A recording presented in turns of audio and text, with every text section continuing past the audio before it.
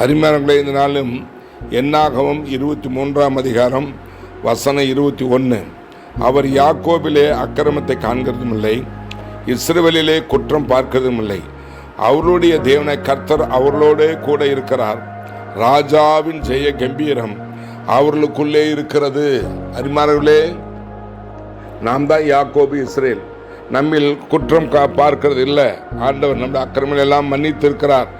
நம்முடைய பாவங்கள் எல்லாம் அவர் மன்னித்திருக்கிறார். மன்னித்து நம்முடைய எல்லாவற்றையும் மாற்றிவிட்டார், மன்னித்திருக்கிறார். ஆகவே அவர் குற்றம் பார்க்கறதில்லை, அக்கிரமம் பார்க்கறதில்லை. அவங்களுடைய தேவன், நம்முடைய தேவன் நம்மோடு கூட இருக்கிறார். அது அவர் தான் என்று சொல்கிறார், நான் யாக்கோபு இஸ்ரவேல் அக்கிரமம் குற்றத்தை பார்க்கறதில்லை, நான் அவர்களோடு கூட இருப்பேன்.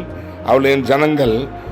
ராஜாவின் ஜெய கம்பீரம் அவர்களுக்குள்ளே இருக்கிறது.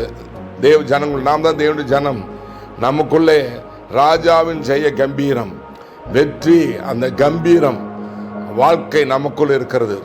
சோர்வான வாழ்க்கை இல்லை, தோல்வி வாழ்க்கை இல்லை, கண்ணீரான வாழ்க்கை இல்லை, ஏமாற்றமான வாழ்க்கை இல்லை.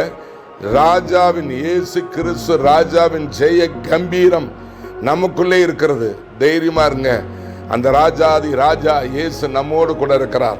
அவர் இருக்கும்போது நமக்கு தோல்வி இல்லை, சோர்வு இல்லை, களைப்பு இல்லை, இழைப்பு இல்லை, குறைவில்லை. ராஜா எப்படி இருப்பார்? அந்த ஜெய கம்பீரம் நமக்குள்ளே இருக்கும். வாழ்வாங்க வாழ்ந்திருப்போம். மகிழ்ச்சினாலும் சந்தோஷத்தினாலும் நாம் பெருகி பொங்கி வழிவோம். கர்த்தர் அப்படி நம்முடைய வாழ்க்கையை மாற்றி இருக்கிறார்.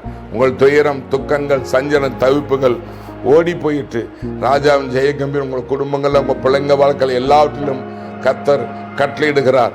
நாம் பெற்றுக்கொள்வோம். அந்த சந்தோஷமான வாழ்க்கை வாழுவோம், விசுவாசிப்போம், ஜெய கம்பீரத்தோடு நாம் இருப்போம். சோர்ந்து போக வேண்டாம். God bless you. Amen.